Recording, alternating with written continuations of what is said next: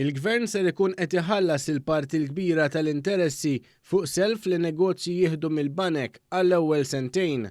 Dan hekk kif konferenza stampa indirizzata mill-Ministru għall-Finanzi Edward Cicluna u s-Segretarju Parlamentari għas-Servizzi Finanzjarji u l-Ekonomija Diġitali Clayton Bartolo tħabbar li l-Gvern ser ikun qed jissussidja 2.5% tal-interessi bin-negozju jħallas biss il-kumplament. Din il-miżura ser tapplika l-ewwel sentejn minn meta jinħareġ dan is-self. Dan ifisser li l-Gvern ser ikun qed iħalli mal-40 miljun euro fil-bwiet tan-negozji Maltin. Il-Ministru Cicluna stqar li din il-miżura ser tħalli sitwazzjoni li fuq il-maġġoranza tas-self in-negozji lanqas biss ser ikunu qed iħallsu interessi. In-negozji ikunu jistgħu jisselfu brata baxxa.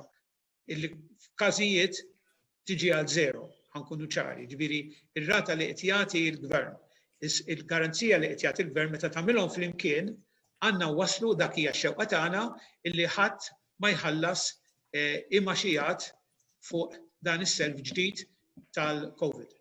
Is-Segretarju Parlamentari Clayton Bartolo spjega li l-Gvern qed jara wkoll li titnaqqas il-burokrazija f'dan iż-żmien hekk kif il-benefiċjarji ta' din il-miżura jridu biss jitkellmu mal-banek tagħhom sabiex jibdew jibbenefikaw. U sabiex in-negozji, sabiex is-self-employed ikunu jistgħu jibbenefikaw minn dan is-sussidju, għandhom jitkellmu mal-banek rispettivi tagħhom sabiex huma jkunu jistgħu anke jaċċedu għalih għal din faċilità minn hemmhekk. U tajjeb niċċara illi sabiex wieħed jibbenefika minn din l-għajnuna irrid jgħaddi wkoll mill-eligibility criteria illi ikollhom il-banek fuq il-klijenti tagħhom. Din il-miżura waslet wara l-introduzzjoni tal-moratorju tal-banek li huwa miftuħ lil dawk in-nies li żammew mal-pagamenti tagħhom iżda li għal xi raġuni intlaqtu mill-imxija tal-COVID-19. Huwa spjega kif twaqfet ukoll l-iskema ta' garanzija sabiex il-banek ikunu jistgħu jagħtu self lin-negozji sabiex ikunu assigurati l-pagi tal-ħaddiema ħlas għal materjal u stok, kirriet tal-postijiet minn fejn isiru n-negozji u ħlas ta' kuntratti li ġew sospiżi jew kanċellati.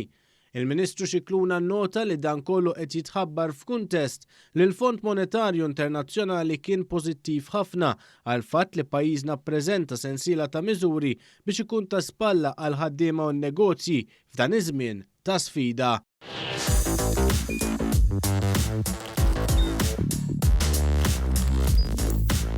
Idħol fuq one.com.mt u hemmhekk tista' tara l-programmi kollha li jxandru fuq One permezz ta' One Play.